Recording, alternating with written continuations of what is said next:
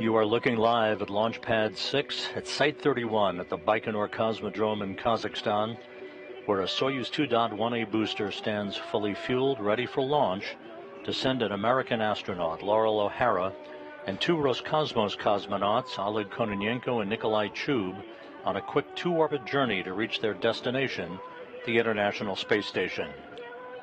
Good morning from Mission Control here in Houston and the International Space Station Flight Control Room at the Johnson Space Center. Countdown clocks are ticking backward for the launch of the Soyuz MS-24 spacecraft atop its Soyuz booster at 10:44 and 35 seconds a.m. Central Time, 11:44 a.m. Eastern Time, 8:44 p.m. Baikonur Time, about an hour and 23 minutes after sunset at the launch site. It's a perfect night for launch in Baikonur, 68 degrees Fahrenheit and clear skies for the start of the flight of Kononenko, Chub, and O'Hara to the International Space Station. Earlier today, the Soyuz booster was fueled for launch by engineers in Baikonur, a process that was completed a few hours ago. The launch control team in Baikonur reports that all systems are go for launch, no issues being worked as the countdown enters its final phase. The crew boarded the Soyuz about an hour and 45 minutes ago, strapped into their seats in the descent module of the Soyuz spacecraft, conducted leak checks of their Sokol launch and entry suits, and everything is in great shape as the countdown is now at 57 minutes and 40 seconds and counting for the launch of this next trio of residents to the International Space Station. The Soyuz MS-24 call sign, by the way, that you'll be hearing through an interpreter as conversations are held between the blockhouse in Baikonur and mission control outside of Moscow to Kononenko, the Soyuz commander. The call sign for MS-24 is Antares. Here in Mission Control in Houston, the team is watching over the Expedition 69 crew and station systems on the International Space Station, preparing to support the arrival of Soyuz MS-24 later today. That station population will increase from 7 to 10 with the addition of NASA astronaut Loral O'Hara and her Soyuz crewmates Oleg Kononenko and Nikolai Chub. The crew is all set to begin a flight of just over 3 hours in duration to the International Space Station, with docking scheduled at 1:56 p.m. Central Time this afternoon. The Soyuz will be docking to the Rosviet module on the Earth-facing side of the Russian segment of the International Space Station. Once the hatches are opened between the newly arrived Soyuz and the station, the new residents will be greeted by Station Commander Sergei Prokopiev of Roscosmos and his Roscosmos crewmates Dmitry Petelin and Konstantin Borisov, along with NASA astronauts Frank Rubio and Jasmine Mugbeli, European Space Agency astronaut Andy Mogensen, and Japan Aerospace Exploration Agency astronaut Satoshi Furukawa. Mogensen will take over as Expedition 70 commander during a change of command ceremony on September 26th, before Prokopiev, Petelin, and Rubio depart in their Soyuz MS-23 spacecraft the following day, heading for a parachute-assisted landing on the steppe of Kazakhstan. Rubio, Prokopiev, and Petelin are in the home stretch of a mission that will have spanned 371 days, which for Rubio marks the longest single spaceflight by an American astronaut. This past Monday, Rubio broke the former record for the longest single spaceflight by an American, 355 days, previously held by Mark Vande Hei. Loral O'Hara today becomes the first American to launch on a Soyuz spacecraft since Rubio did so in September of 2022. O'Hara's flight on Soyuz mirrors that of Roscosmos cosmonaut Konstantin Borisov, who launched to the station as part of the SpaceX Dragon Crew 7 crew on August 26th, providing a reciprocal crew exchange capability to maintain safe and continuous space station operations.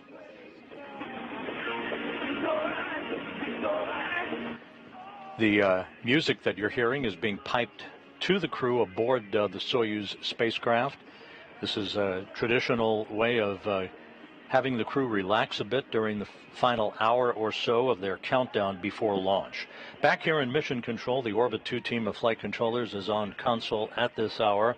They are involved in watching over the station systems, checking everything out, making sure that the station is in the right configuration to accept the Soyuz spacecraft later today, with docking scheduled again at 1:56 p.m. Central Time this afternoon. The two flight directors who are on console today are Chris Dobbins and Ronak Dave.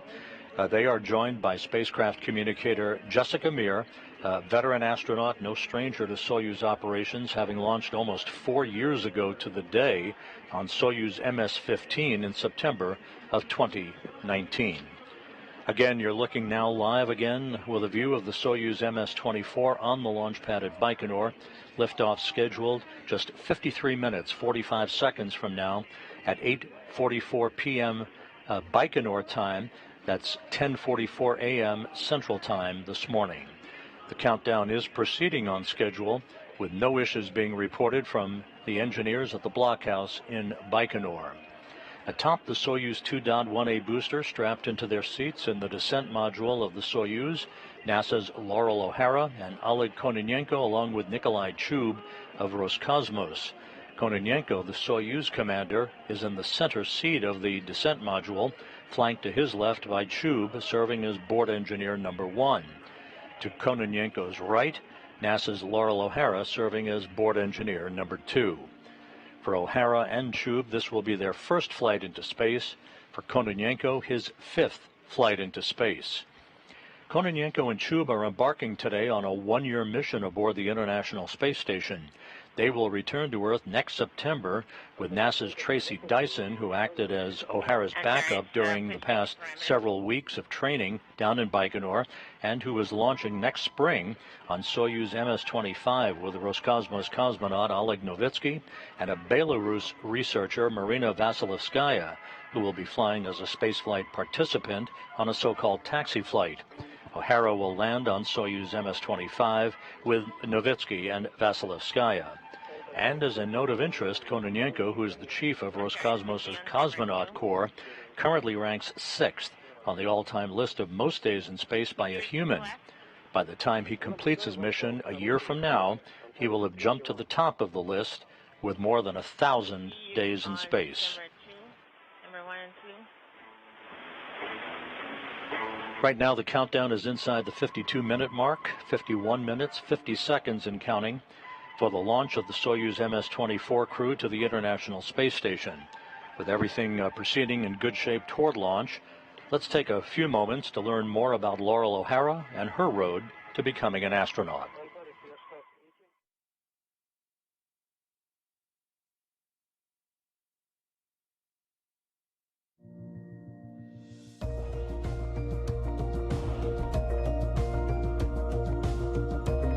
I've wanted to explore ever since I was a little kid, and I'm not totally sure where that came from. I've just always been really curious and interested in other places. And so from a pretty young age, I just wanted to be an explorer. And I grew up in Houston, so NASA was right down the road. And we got to come to JSC a lot on school field trips, and then also when I was in 2nd grade. We grew some tomato seeds that had flown on Space Shuttle, so we got to do the Tomato Seeds in Space program. Just that early exposure to NASA, I think, focused me on an astronaut as being one way to be an explorer. And that dream kind of persisted all the way through school and college.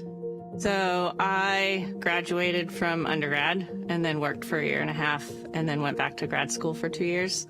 And I did all of that in aerospace engineering. And my sister was a geologist at Penn State, also in grad school at the time, and her research was in Iceland, studying the Mid-Atlantic Ridge and the fault lines that run through Iceland.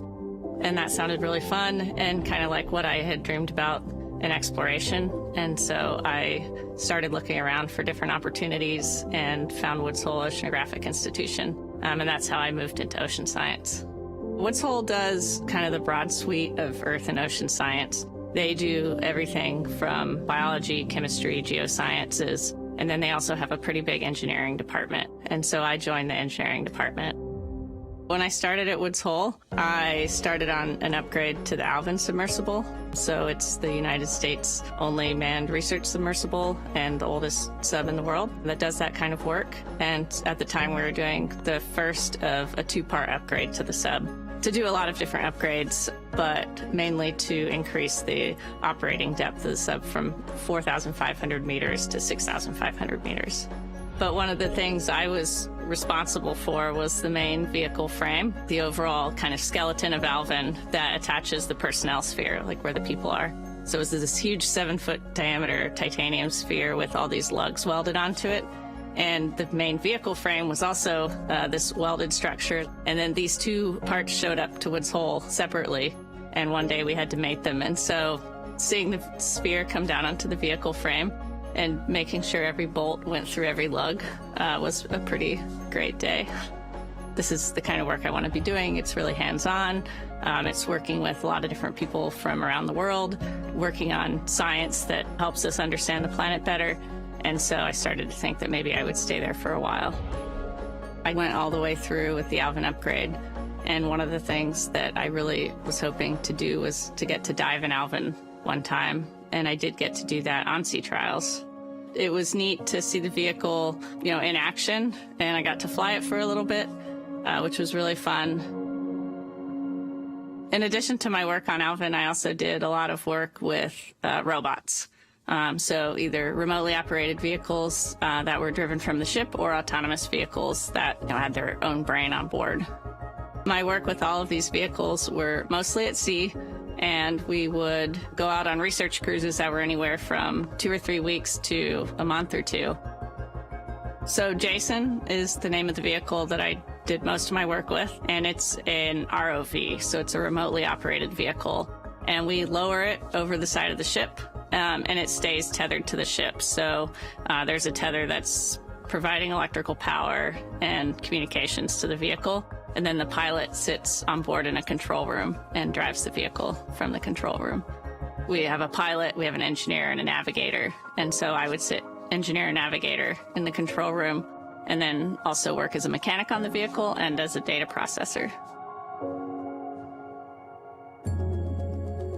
A lot of the work that we did with those vehicles was around hydrothermal vents.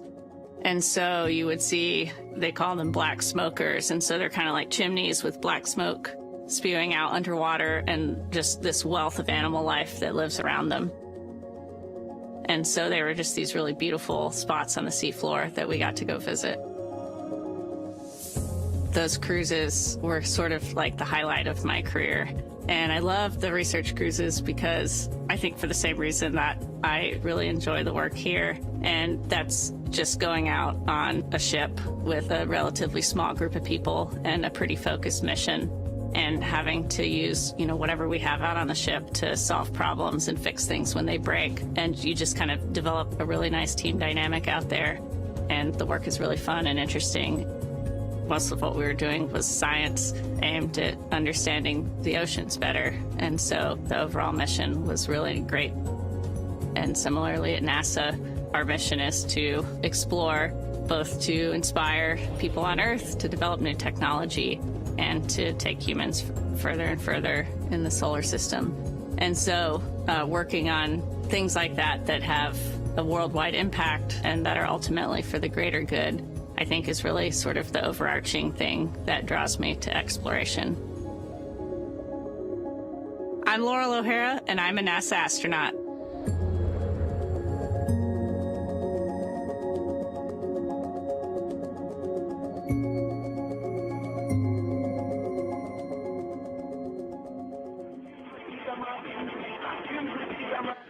A look at NASA's Loral O'Hara, who in a few hours will take up residency for the next 6 months on the International Space Station. If you're just joining us, you're looking live at Site 31 at the Baikonur Cosmodrome in the Central Asian Desert in Kazakhstan, where we are 45 minutes, 14 seconds away from the launch of O'Hara, Oleg Kononenko, and Nikolai Chub to the International Space Station. The crew flew to the Baikonur Cosmodrome from their training base at Star City, Russia on August 29th for final pre-launch training and inspections of their Soyuz spacecraft. While that was ongoing, the MS-24 spacecraft was encapsulated into the upper stage of the Soyuz booster in the integration building late last week. After the 3 stages of the Soyuz booster were mated together, the Soyuz rocket began its trek to the launch pad shortly after sunrise on Tuesday, hauled to the pad horizontally on a rail car, in a process that took about 30 minutes to complete. Once at the pad, the Soyuz was raised hydraulically to its vertical position for final pre-launch preparations as engineers hooked up electrical and fuel lines to complete the vehicle's testing. And we continue to watch the countdown clocks tick backward for the launch of this next crew to the International Space Station, approaching the T-minus 44-minute mark. Out on Launch Pad 6 at Site 31 at the Baikonur Cosmodrome, that you can see there in your view, the Soyuz booster poised for launch, fully fueled with kerosene and liquid oxygen as the propellant. The Soyuz 2.1A is the ticket to ride for crews that launch to the International Space Station from the Baikonur Cosmodrome. Let's take a moment to take a closer look at this Soyuz booster. The Soyuz rocket stands 162 feet tall, weighs about 640,000 pounds, and consists of the Soyuz spacecraft inside a protective shroud at the top and the three-stage Soyuz 2.1A booster below. The first stage has 4 liquid engines strapped to the side of the core vehicle. Each will burn for 1 minute and 58 seconds before they drop away. The core engine of the first stage also serves as the second stage and continues to burn until 4 minutes and 57 seconds into the flight. The third stage has a single engine that will ignite before the separation of the second stage, helping to push it away safely. It will burn until the 8 minutes and 46 seconds mark of the flight, and at that point the Soyuz spacecraft will separate from the third stage, having arrived at its preliminary orbit. And again, back live with the view of the launch pad at the Baikonur Cosmodrome, the gantry arms that are enveloping the Soyuz booster. They will spread or retract to their position perpendicular to the rocket itself a few minutes from now, as we continue the countdown flawlessly, approaching the T-minus 42-minute mark. Meanwhile, the International Space Station is flying over the southern Pacific Ocean, about to cross the southern coast of South America at an altitude of 262 statute miles, about to begin a southwest to northeasterly track that will carry it across the west coast of Africa a short time from now. No problems being reported as the countdown proceeds smoothly from those engineers at the blockhouse in Baikonur. Atop that booster, strapped into their seats in the descent module of the Soyuz, which is the center section of the 3-section Soyuz capsule, are NASA's Loral O'Hara, and from Roscosmos, Oleg Kononenko and Nikolai Chub. The 3 sections of the Soyuz spacecraft are familiar to those who have watched previous missions to the International Space Station. Here's a look at this workhorse Russian vehicle. The whole Soyuz spacecraft is 24.5 feet long with an overall volume of 301 cubic feet and comprised of 3 modules. The descent module, situated in the middle of the Soyuz vehicle, contains customized seats for the crew members during launch, entry, and landing, and contains all the controls and displays necessary for the flight. It also houses life support systems, batteries for the re-entry and landing, and the parachute and soft landing rocket engines that slow the Soyuz just before touchdown as the spacecraft lands in Kazakhstan. There are 8 hydrogen peroxide thrusters located on the module, which are used to control the spacecraft's orientation, or attitude, during the descent until parachute deployment.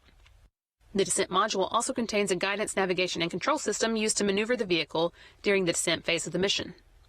This descent module is 7.3 feet long with a diameter of 7.1 feet and a habitable volume of 124 cubic feet. It is the only portion of the Soyuz that survives the return to Earth. The orbital module at the top is 9.8 feet long. It connects to the descent module via pressurized hatch. This is where the crew has a small amount of room to move around following launch during the flight to the space station. It has a docking mechanism, hatch, and rendezvous antennas located at the front end. The docking mechanism is used to dock with the space station, and the hatch allows entry into the orbiting complex. The rendezvous antennas are used by the automated docking system, which uses radar, to maneuver toward the station for docking. There is also a forward-looking window in the module that the crew can use to take manual measurements of distance and closing speed with a laser rangefinder in the event of failure of the rendezvous radar system. The propulsion module houses the oxygen storage tanks, the main engine, and the attitude control thrusters, avionics, and communication and control equipment. The propulsion portion of this module handles all orbital maneuvers, including those needed for the rendezvous with the space station and the deorbit burn at the end of the spacecraft's mission. Before they are deployed, the two solar arrays are folded against the body of the propulsion module, which, along with the orbital module, separates from the descent module after the deorbit burn. The solar panels span almost 35 feet.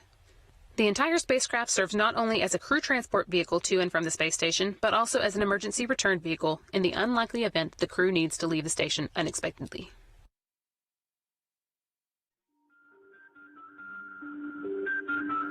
And you'll be seeing and hearing a lot more about the Soyuz spacecraft on September 27th, when we are here all night in the deep overnight to provide coverage of the departure of Frank Rubio, Sergei Prokopyev, and Dmitry Petelin from the International Space Station to wrap up their 371-day mission.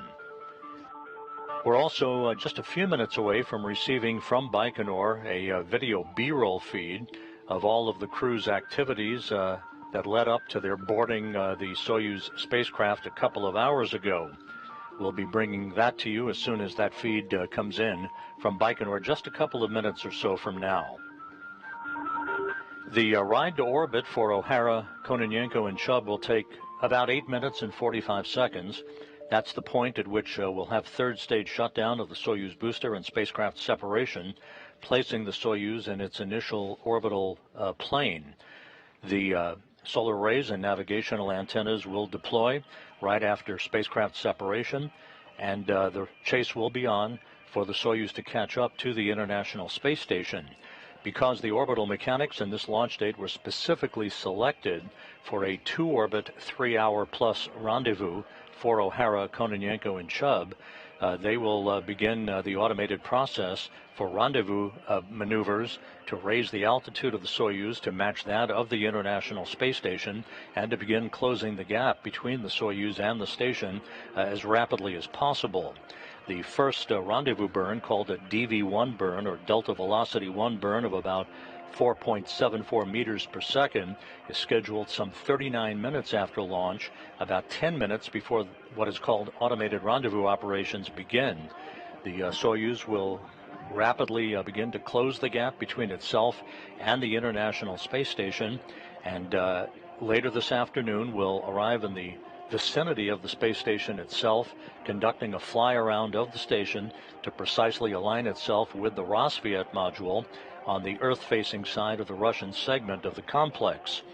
After a brief moment or two for station keeping to permit Russian flight controllers to assess the angular alignment of the Soyuz forward docking probe with the Rassvet module, the command will be given to begin final approach. That will be a very slow glacial approach of about 1/10 of a meter per second in its final phase, allowing the Soyuz to dock with the station's Rassvet module at 1:56 p.m. Central Time, 2:56 p.m. Eastern Time. Once the docking is completed and the period of relative motion between the two vehicles at the docking interface has dampened out, the forward docking probe will retract and basically pull the two vehicles flush against one another, the Soyuz and the station, permitting hooks to close to form a hard mate between the Soyuz and the station. Leak checks will be performed on both sides of the docking interface before the hatches are opened later this afternoon, and O'Hara, Kononenko, and Chubb will float into the International Space Station to begin their stay on board the complex.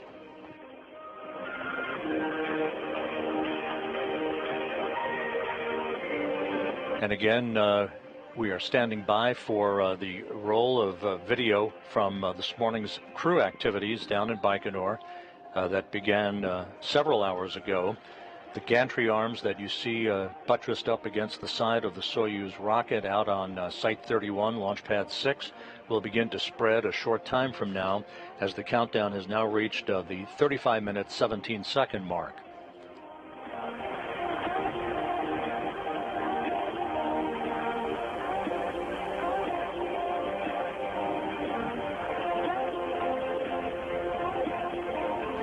It's a beautiful night down in Baikonur, about 68 degrees Fahrenheit, clear skies. You couldn't ask for more, as O'Hara, Kononenko, and Chubb, in a spacecraft that carries the call sign of Antares, the MS-24 spacecraft, begins its trip a short time from now, within the next 35 minutes, to the International Space Station.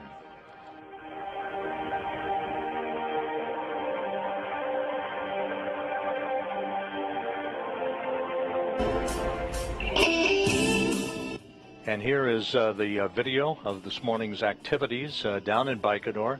The traditional day began for the crew members as they were awakened at the Cosmonaut Hotel crew quarters in Baikonur. To traditional farewell music, the crew departed the hotel and boarded a bus for their 40-minute ride to the integration and suit-up facility at Building 254 inside the Baikonur Cosmodrome. Good luck, guys.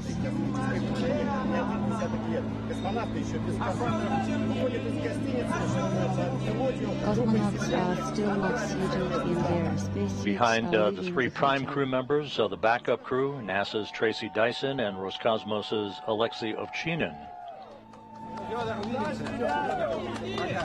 Good luck.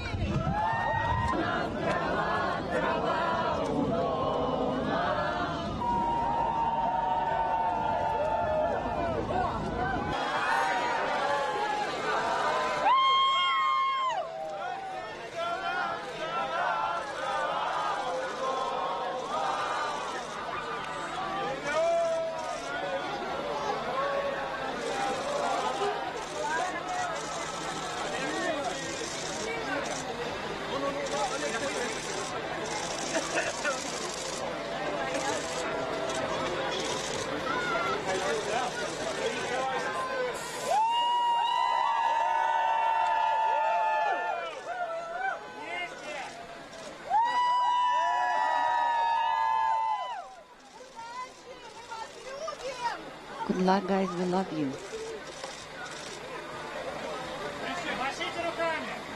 Wave your hands.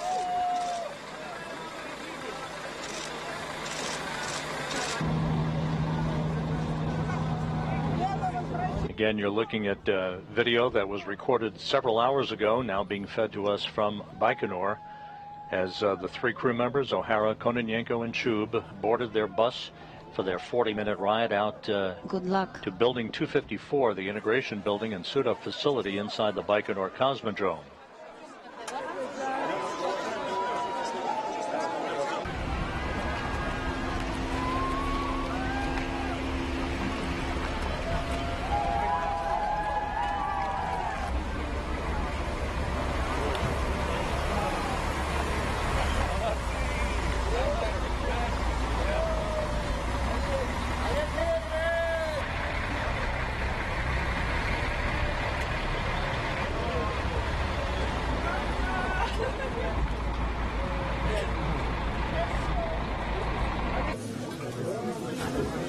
After arriving at the integration building, each crew member underwent final medical exams and suited up in their Sokol launch and entry suits.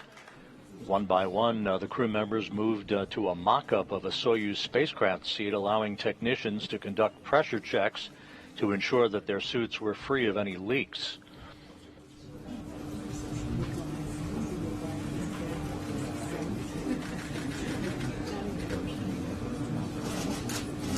All of these procedures were rehearsed several days ago during a series of so-called Soyuz fit checks that the crew underwent during their final pre-launch training activities at the Baikonur Cosmodrome. But today, it was the real McCoy, as the three crew members suited up for launch that is now just 30 minutes and 45 seconds away.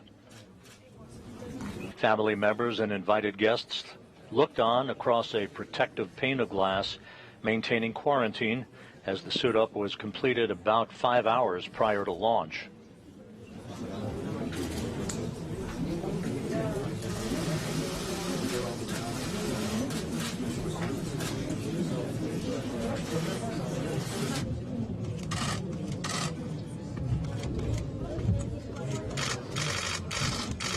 And one by one, the crew exchanged final remarks with their family members, and lastly with senior NASA and Roscosmos managers who provided a final status on vehicle preparations, all the while expressing good luck to the crew before they departed for the launch pad.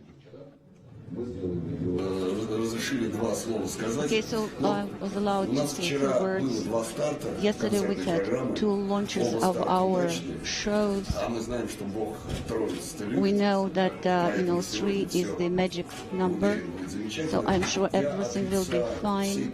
And from all from all the actors of our theater, I would like to wish you so that everything is nominal in your ascent to the orbit. Also, that hope that the docking will be successful, and you will do everything that you are required. And so we will be on the ground here in our creative, artistic weightlessness, and you will be up there in space. Those so good remarks luck, coming guys. from a Moscow theater group, part of the invited guests for today's launch. That's all I wanted to say.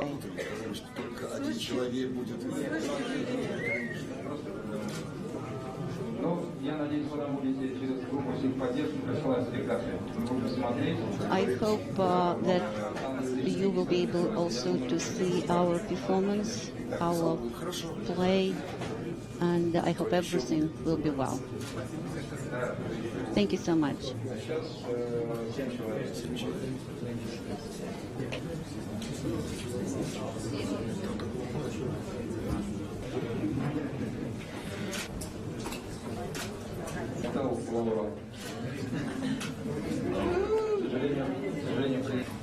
How do we look in our matching t-shirts? You look great. Make me out of the crowd right away. Remember that one? You look great too.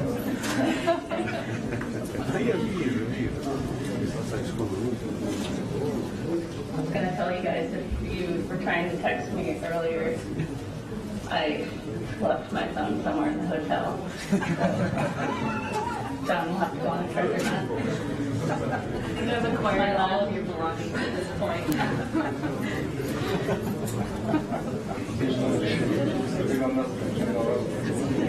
This is the O'Hara family, accompanied by astronaut Mark Vandehei, family escort for this trip. I can only repeat once again, have a good flight in the quiescent space. So I will meet you on the ground, hopefully, when you come back, and good luck, guys.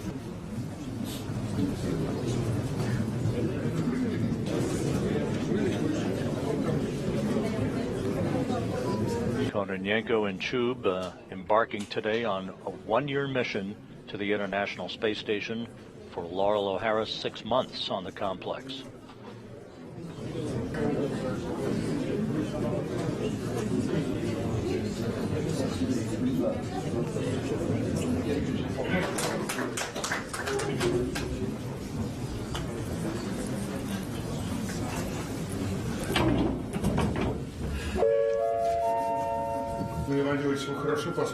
I hope you had a good night's sleep, everyone.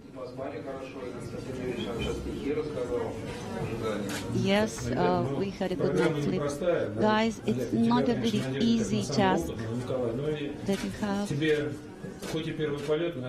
Nikolai, it is your first flight that I'm sure that you will do everything fine, and everything will be as it should be.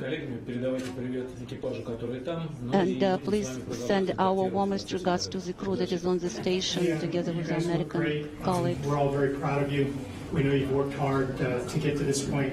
We look forward to seeing how you work on orbit. I wish the capsule was big enough for all of us to go with you. But it's a little small for that, but our hearts will be with you. We'll be watching, and we'll be here when you get back. Thank you so much. I wish you good flight and good luck, of course. Have a good flight, docking, and also nominal work on the station, and of course, good luck. Thank you so much. Thank you, guys.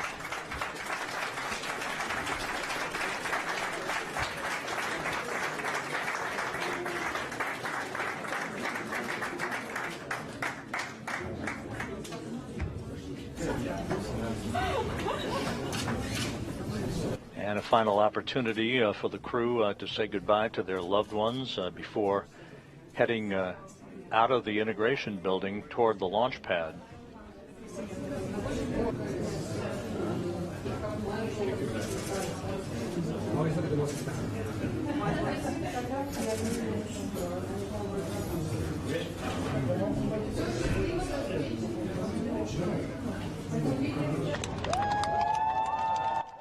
The crew members now seen leaving the Site 254 integration building. This enabled Kononenko, the Soyuz commander, to report that he and his crewmates were ready to proceed to the launch pad.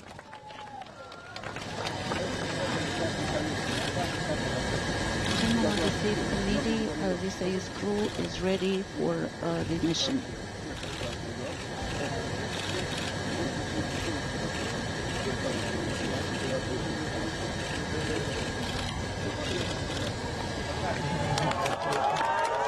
Goodbye, everyone.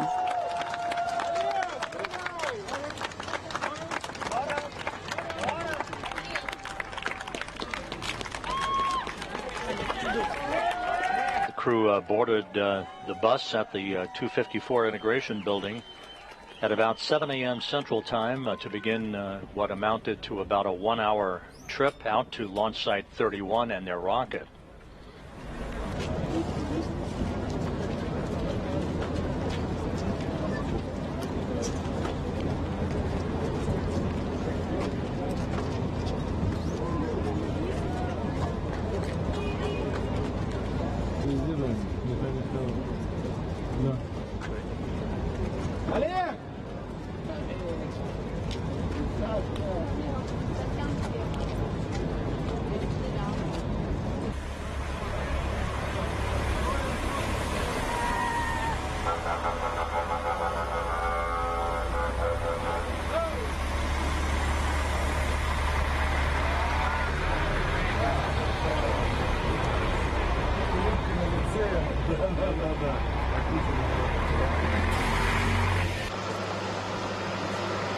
And there you see the buses arriving at the pad.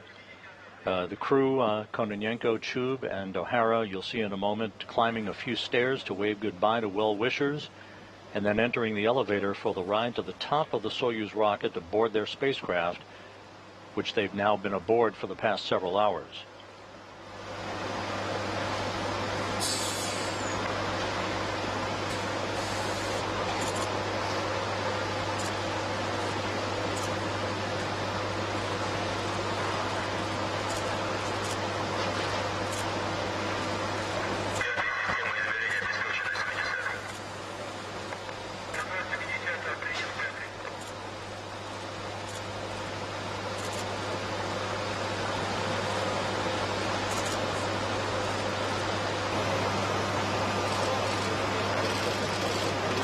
Accompanied by their respective senior managers, Kononenko, along with Yuri Borisov, the head of Roscosmos, Chub, and there you see Ken Bowersox of NASA and Joel Montalbano, the ISS program manager. Bowersox, the associate administrator for human spaceflight for NASA, accompanying Loral O'Hara to the stairs.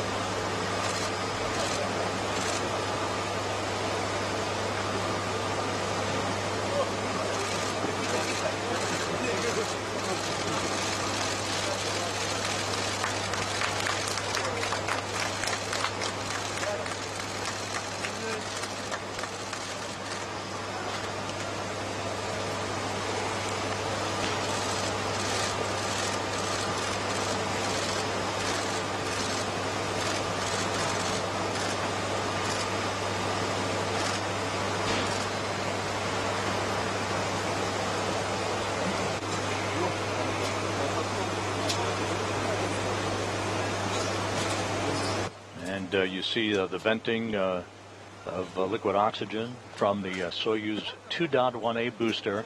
The crew now has been aboard the spacecraft for the past several hours. The countdown now inside the T-minus 20-minute mark. We're back now with a live view of the Soyuz MS-24 on the pad at Baikonur. Liftoff is scheduled for 10:44 and 35 seconds a.m. Central Time, 8:44 p.m. in Baikonur. Strapped into their seats in the descent module of the Soyuz, as we have mentioned frequently during our broadcast, are NASA's Loral O'Hara, along with Oleg Kononenko and Nikolai Chub of Roscosmos. And as mentioned earlier, Kononenko, as Soyuz commander, is in the center seat of the MS-24. Chub is to his left. O'Hara is seated to his right.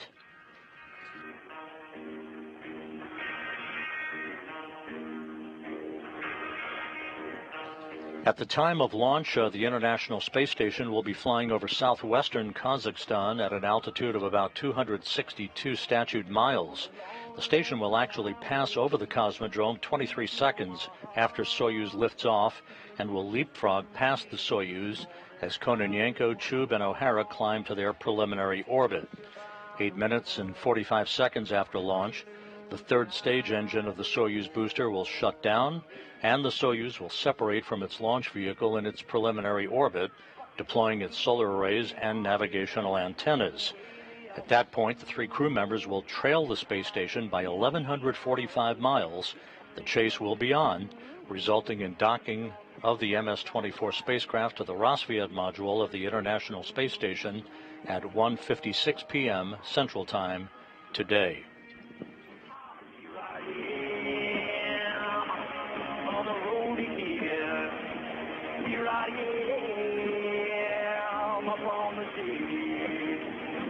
Here I go, let's start again.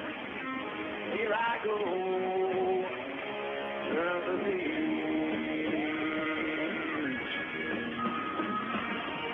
You walk into this restaurant, all strung out of the road, and the feel the eyes. As you can see, the gantry arms around the Soyuz spacecraft and the booster have spread. The vehicle is now on autonomous power. At the launch site in the Central Asian desert, NASA officials are on hand to watch the beginning of the journey for Loral O'Hara, Oleg Kononenko, and Nikolai Chub. Leading the NASA delegation today is NASA's Associate Administrator for Human Spaceflight, Ken Bowersox, ISS Program Manager Joel Montalbano, Johnson Space Center Deputy Director Steve Kerner, Norm Knight, Johnson's Director of Flight Operations, and the Chief Astronaut for NASA, Joe Acaba. And with them is NASA Public Affairs Officer Leah Cheshire, who filed this report a short time ago. Hi, Rob. We're here at the launch viewing site at the Baikonur Cosmodrome in the Kazakh desert. We're surrounded by miles of sandy soil and brush, with our focus on Soyuz MS-24 perched on pad 31, just about 2 miles away from us. Now, this evening, we're in the low 60-degree Fahrenheit range. That continues to drop, but we're looking up to clear skies for our crew tonight. Now, in contrast, the NASA delegation on the Roscosmos charter received a very windy welcome when we arrived in Baikonur on Monday, and we saw a very chilly but by-the-book rocket rollout on Tuesday at 7:30 a.m. local time. And since we've been here, we've also seen many of the residents who call this desert home, including camels, cows, and horses. The crew's rigorous training has led to this moment, and they are ready inside the capsule, with this being the first space flight for Loral O'Hara and Nikolai Chub, and the fifth for Oleg Kononenko. O'Hara's family is here cheering her on for her maiden voyage, and of course, so are we. Now we're looking forward to liftoff and seeing Soyuz rise on the skyline and light up the night. And with that, I'll send it back to you, Rob. Thank you, Leah. The countdown is approaching the T-minus 15-minute mark. Everything is in great shape. The vehicle fully fueled. It is on autonomous power at this hour. You're going to be hearing a number of rapid-fire activities over the course of the next few minutes. The 1 minute to command key to start is scheduled at the T-minus 8-minute mark. Preparations will be transitioning to an automated mode, which is equivalent to a ground launch sequencer at the T-minus 7-minute mark.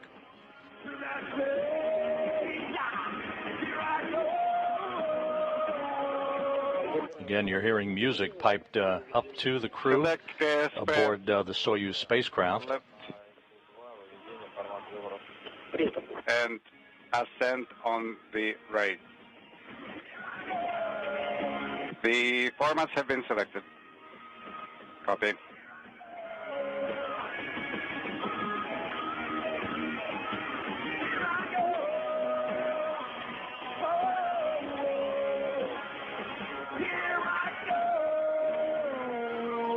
It's a little bit difficult to perceive, but buttressed up against the side of the Soyuz 2.1A rocket are two umbilical towers that have provided all of the consumables for the spacecraft throughout the course of the countdown preparations. The first of those two umbilicals will retract at about the T-minus 31-second mark. The second of the two umbilicals you'll see when we get there will retract at about the T-minus 12-second mark or so. That will initiate the engine sequence start. The engines will come up to full thrust, and then there'll be full ignition of the spacecraft's first stage engines, and the hold down posts will be retracted, and the Soyuz rocket will be on its way.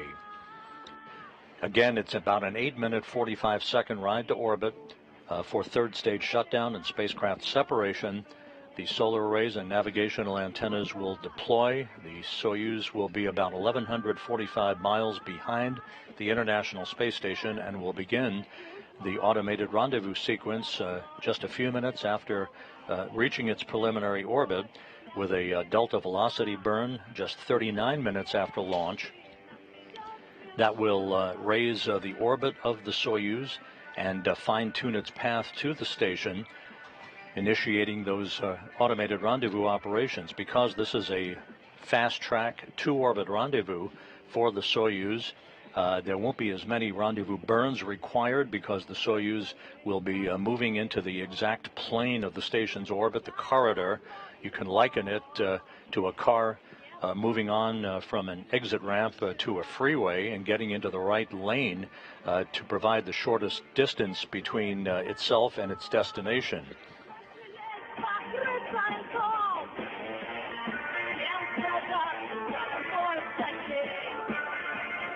Again, the launch is precisely timed for the moment when the Earth's rotation will place the Baikonur Cosmodrome in the plane of the orbit of the International Space Station. On board the station itself, the Expedition 69 crew, led by Commander Sergei Prokopiev, the multinational crew that's on board the station, will be eagerly awaiting the arrival of their new crewmates later today, with docking scheduled at 1:56 p.m. Central Time. Assuming everything goes as planned, the hatches are scheduled to be opened around 4:30 p.m. Central Time this afternoon to allow O'Hara, Kononenko, and Chub to enter their home, which for Kononenko and Chub will be about a year's worth of stay on board the station. Loral O'Hara will be spending 6 months on the International Outpost.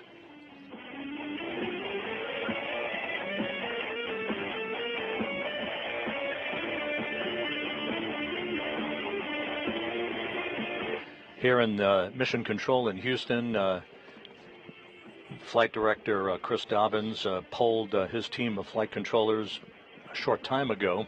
Everything is in readiness for the launch of Soyuz. From a station perspective, you can see Dobbins is in the middle of this trio of flight controllers that you see. To his left is Flight Director Ronak Dave, and to Dobbins' right is veteran astronaut Jessica Meir.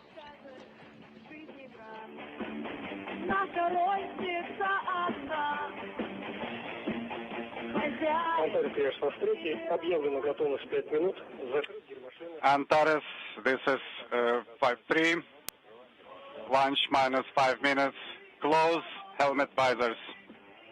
Copy, closing helmet visors. The interpreter talking to Soyuz Commander Oleg Kononenko in the descent module of the Soyuz MS-24 spacecraft. as we are now inside 10 minutes until launch.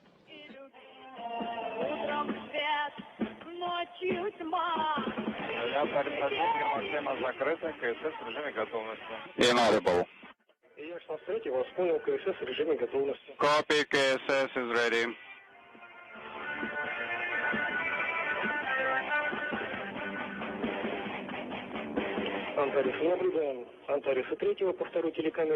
We see Antares 3 on camera 2. Copy.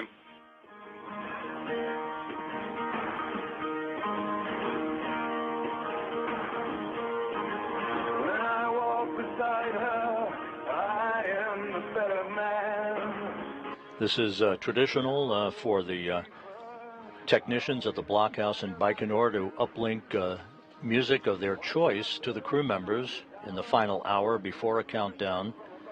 It's basically a method of relaxing the crew members and making them feel at home before they begin their journey into space. For a quick look at the milestones en route to orbit, first stage separation is expected at the 1 minute 58 second mark into the flight, followed at 2 minutes and 34 seconds by the jettisoning of the launch shroud that envelops the Soyuz capsule itself. Second stage shutdown is scheduled at 4 minutes 37 seconds after launch, followed 11 seconds later by second stage separation. The third stage lower skirt jettisoning is at the 4 minute 56 second mark, and third stage shutdown is at 8 minutes 46 seconds. That is the new computation for that, followed just 3 seconds later by third stage separation. Seconds after that, the solar arrays and navigational antennas will begin to be deployed, and the Soyuz spacecraft will begin in earnest its chase to catch up to the International Space Station. T-minus 7 minutes 40 seconds until launch.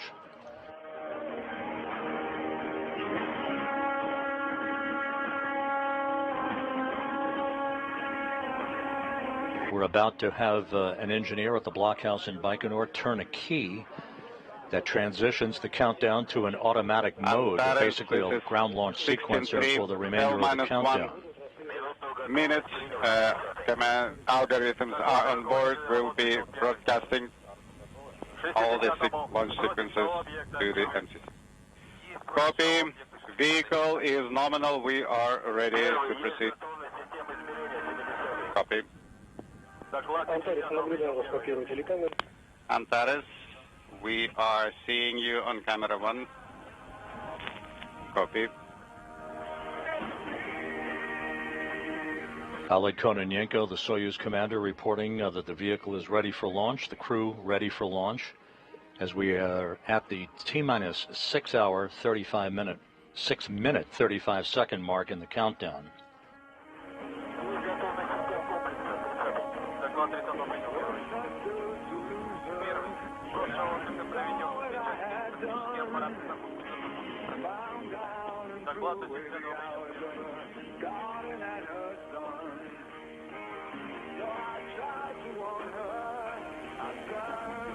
Again, at the time of launch, the International Space Station will be over southwestern Kazakhstan at an altitude of 262 statute miles and will pass directly over the Cosmodrome and the launch site 23 seconds after liftoff.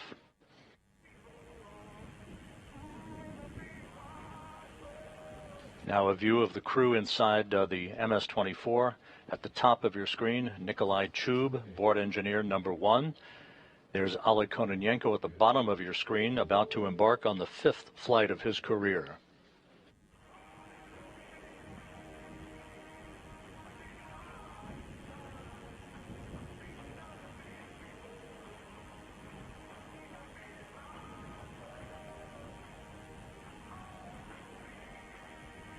The countdown has gone by the book. The vehicle was fueled several hours ago. The crew boarded the vehicle at the T-minus 2 hour 45 minute mark, and now is poised to lift off just 5 minutes from now.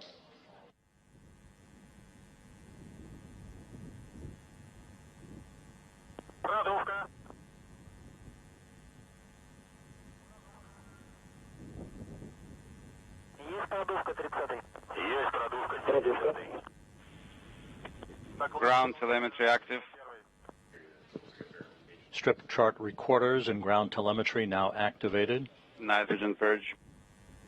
The fuel lines and other elements of the rocket engines now being purged with nitrogen to fireproof them by removing vapors of fuel and oxidizer.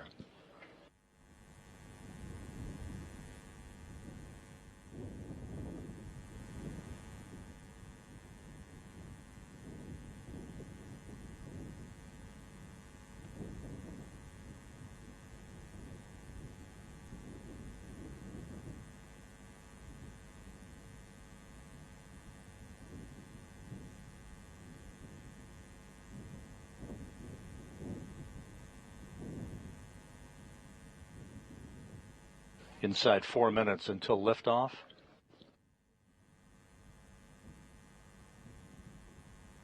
We're about a minute or so away from the pressurization of the fuel and oxidizer tanks to optimize fuel flow and provide additional structural rigidity to the launch vehicle out on Pad 6, Site 31 at the Baikonur Cosmodrome. We have now hit the T-minus 3.5 minute mark until launch.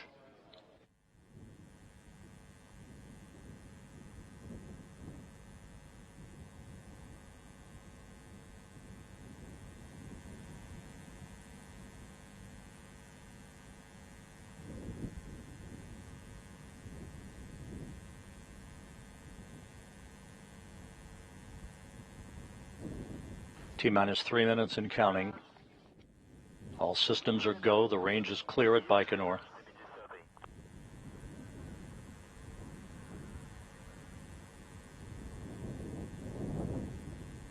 The key to drainage has been conducted. This key to drainage enables the valves through which evaporated oxygen escapes from the fuel tanks into the atmosphere are closed, beginning basically a drain back of fuel back into the tanks, and the valves providing liquid oxygen to replenish any lost by a boil off in the final minutes of the countdown.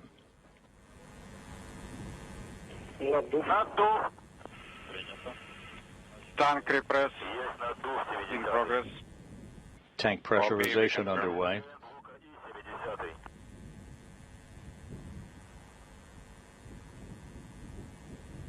Есть надув общий, 30-й.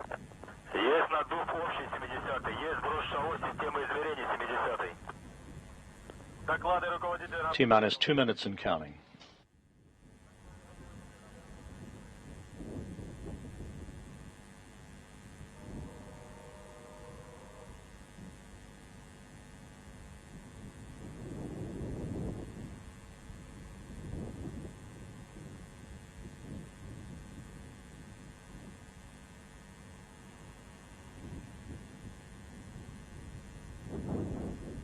The ground propellant feed now has been terminated to the vehicle, the Soyuz on internal power.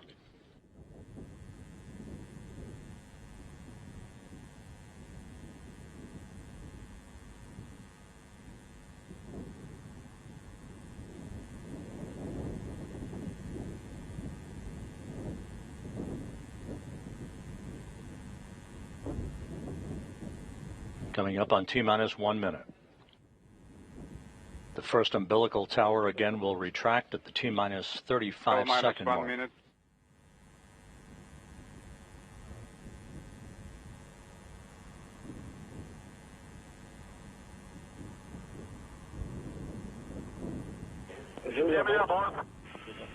Vehicle on internal power.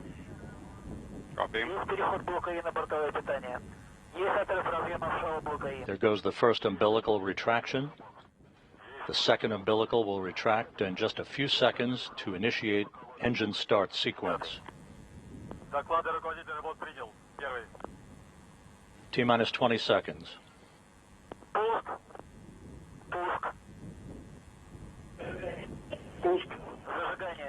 Зажигание. We have engine sequence start. We have engine ignition.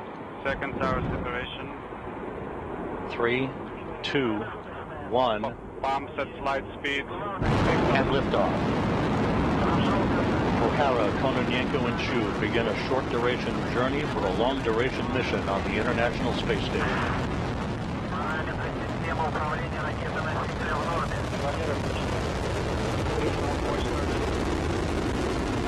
All vehicle parameters are normal. 23 seconds into the flight. Good roll, pitch, and yaw program. Engine performance on the first stage nominal. L plus 30 seconds. Flight is nominal. 40 seconds into the flight. Well, Structural parameters are normal. Engine parameters reported from the blockhouse in Baikonur all to be within limits and normal. Давление в камерах двигателей в норме.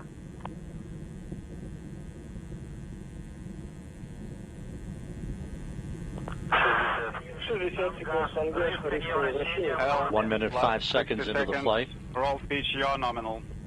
All the vehicle parameters are normal. Good reports coming in from the blockhouse in Baikonur. The vehicle arcing out to the northeast from the Baikonur Cosmodrome. Параметры системы управления ракеты-носителя в норме. 90 seconds into the flight. Двигатели первой и второй ступени работают нормально. L plus 90 seconds. Good engine performance being reported. 184608. C off nominal pressure in casual 1500. Copy. Тангаж, рысканье вращения в норме. Coming up on first stage shutdown. And we have first stage separation. Dash jettison confirmed. Launch tower jettison reported. Everything in good shape. First stage separation 2 minutes, confirmed. 12 seconds into the flight. Casual is back to nominal 980. Copy. The vehicle now operating on its second stage engines. All parameters are normal. Good structural performance by the vehicle. Двигатель второй ступени работает нормально.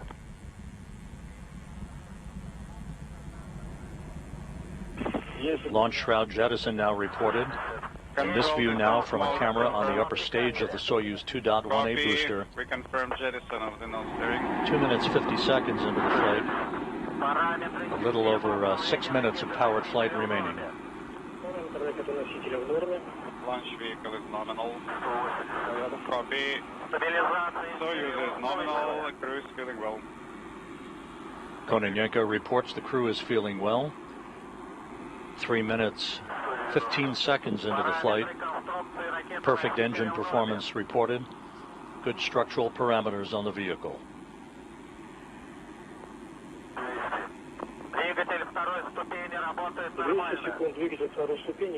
L plus 200 seconds. Second stage engine operating nominally. The second stage engine is functioning by the book. The Soyuz heading for its precise keyhole in space.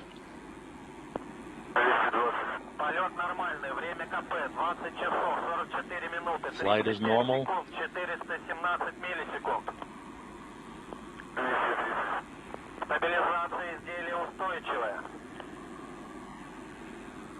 Now 4 minutes into the flight, everything going perfectly. O'Hara, Kononenko, and Chub heading for their preliminary orbit and the chase to track down and dock to the International Space Station. L plus 250 seconds. 4 minutes 20 seconds into the flight. Roll pitch, all normal. Engine performance is normal as well.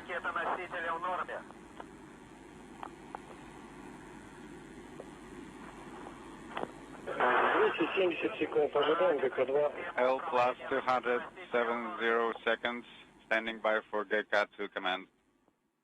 Copy. Coming up on second stage shutdown.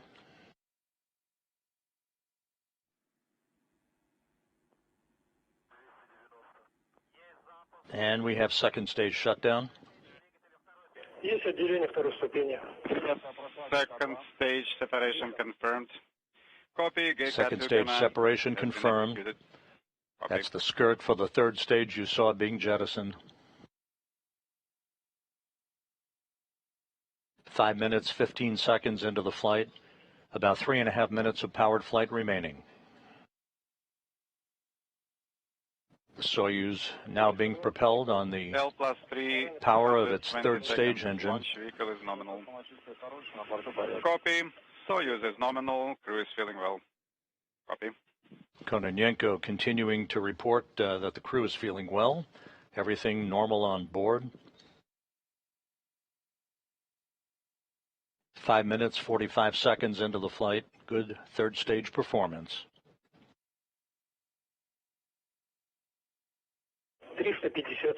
L plus 350 seconds. Flight is nominal. Copy. We've just passed the 6-minute mark into the flight. Good reports continuing to come in. Control of the Soyuz spacecraft after it separates from the third stage will transfer to the Russian Mission Control Center outside of Moscow. 6 minutes, 25 seconds into the flight.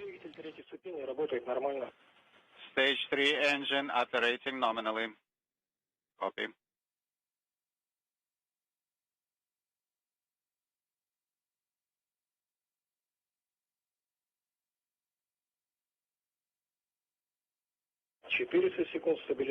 Six minutes, 45 seconds into the flight. 2 minutes of powered flight remaining. Stabilization is steady. Copy. Good, stable structural performance by the vehicle.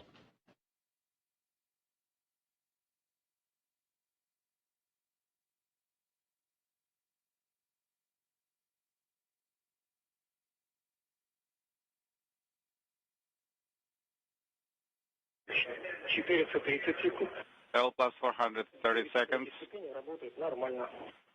Stage 3 engine operating nominally. 7 minutes, 20 seconds into the flight. Nothing but good reports coming in. We're about 1.5 minutes away from third stage shutdown and spacecraft separation.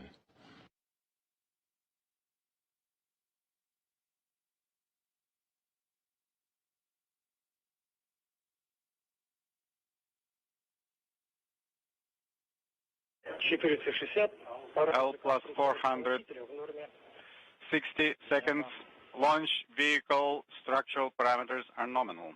7 minutes, 55 seconds into the flight. Everything is going perfectly so far. Less than a minute to go before third stage shutdown and spacecraft separation.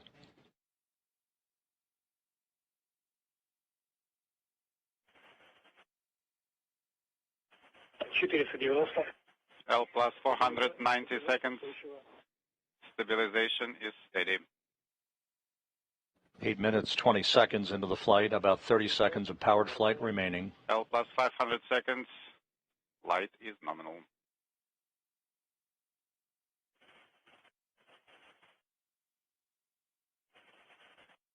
Right after third stage shutdown and spacecraft separation, we'll be standing by for the deployment of the solar arrays and navigational antennas on the Soyuz. L plus 520 seconds. Standing by now for third stage shutdown. Standing by for GK 3. 530 and we have third stage shutdown and third stage separation. Engine cutoff confirmed. Separation confirmed. Antares, we're handing you over to MCC Moscow.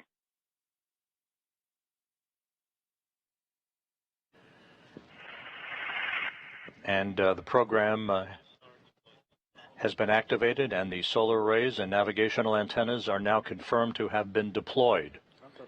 A perfect ride to orbit for Loral O'Hara, Ale Kononenko, and Nikolai Chub. Antares, Moscow.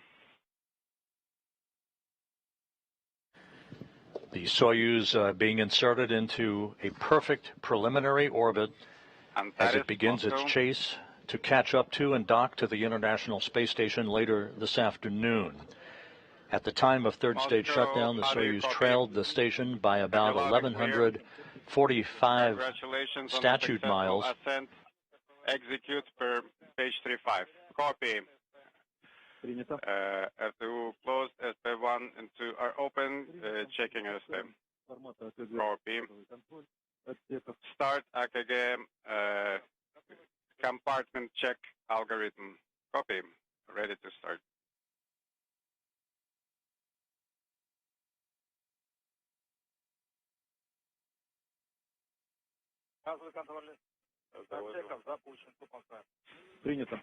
Compartment check algorithm started.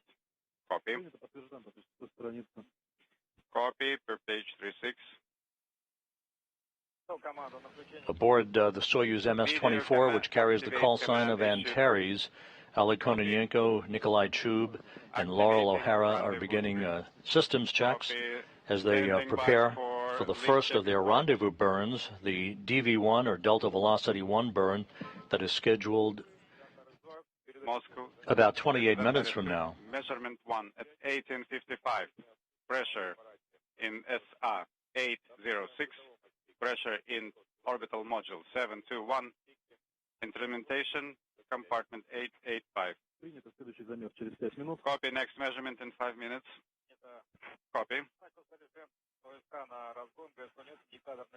OSK started course 2. This view now from the control panel inside the Soyuz MS-24. Ali Kononenko reporting that the crew is feeling great following its on-time launch and its uneventful ascent into its preliminary orbit. Long test started. Copy.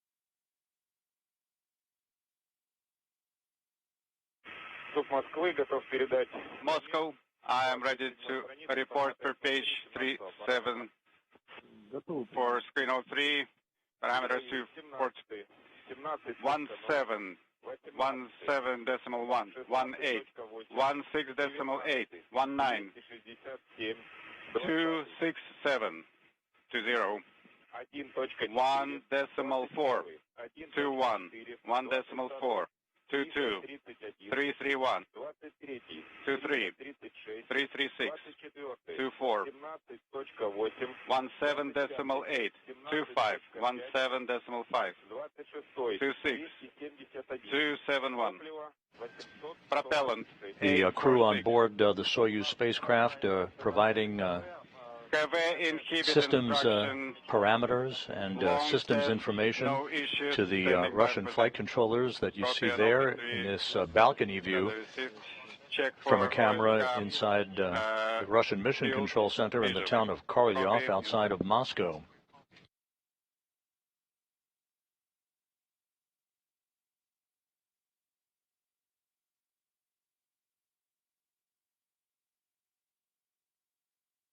Over the course of the next hour or so, the crew will be testing its core's automated rendezvous system. That's the system that will automatically guide the Soyuz through all of the docking parameters and providing the range between itself and the International Space Station and the rate of closure. Everything is going well. All systems have deployed per the book. No reports on any deviations, so things are going well, and I wish you all the best. Thank you, Vladimir Alexeyevich.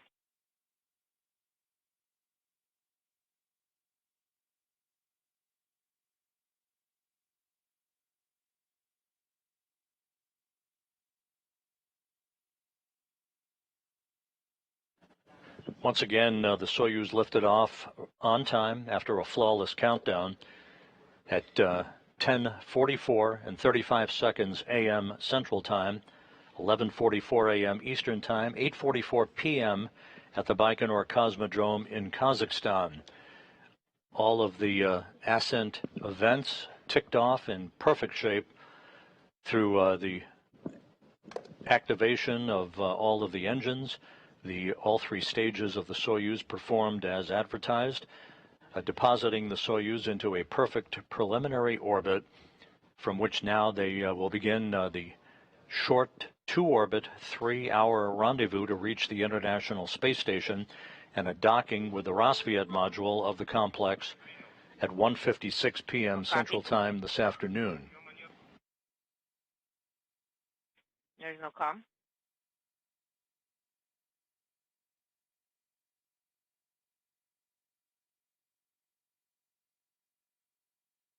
MCC Moscow ISS on Antares 2. Go ahead. Pressure in the 805 Delta -1 Bio. Pressure 821 Delta is -1. Pressure in the compartment 8 104 Delta -1. We are on stage 4. I cannot currently monitor the attitude. Copy. Antares. We have some information for you. The propellant parameter is not, it says 216 and it's not accurate. We have 816. We confirm it is not quite accurate. Okay, copy.